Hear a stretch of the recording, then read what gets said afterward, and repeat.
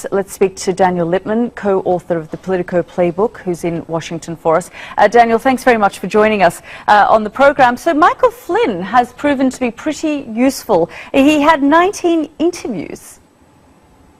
Yeah, that's the number that's really scaring President Trump today and his defense team. That's extensive cooperation. And Flynn was very close to Trump. I remember during the last presidential debate, he was staying at Trump Hotel in Las Vegas, hanging out at the bar, hanging out with Donald Trump's kids. And so this is someone who lied to the FBI, was caught doing it, and had to cooperate. And this is really bad news for Trump's team, especially with all of those redactions, as you mentioned. Indeed. Tell us about the redactions and what they could potentially mean. So Flynn is cooperating with 3 separate investigations.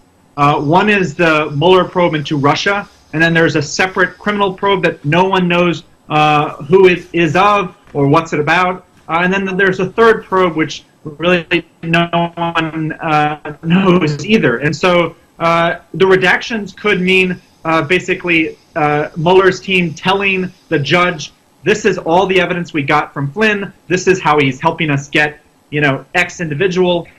And then we will see from there. I think they're supposed to wrap up the investigation soon. That's what the tea leaves are saying. But this could go on for the next 3 to 6 months.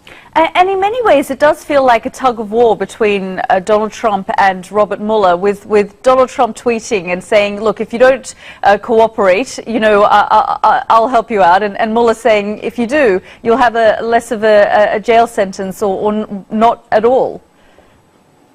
That might be why Paul Manafort, after initially saying he would cooperate, he went back on that deal and is trying to get a pardon.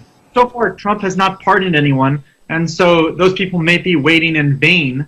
But Michael Flynn didn't want to take any chances, and he was rewarded.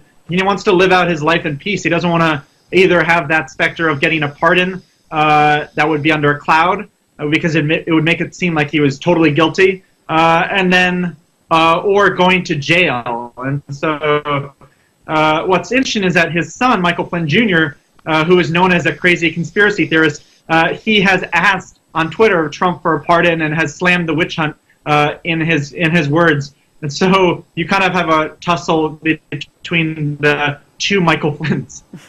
Daniel Lippman from the Politico Playbook, thank you very much for joining us here on the program, and apologies if the audio was not so good in that call with Daniel.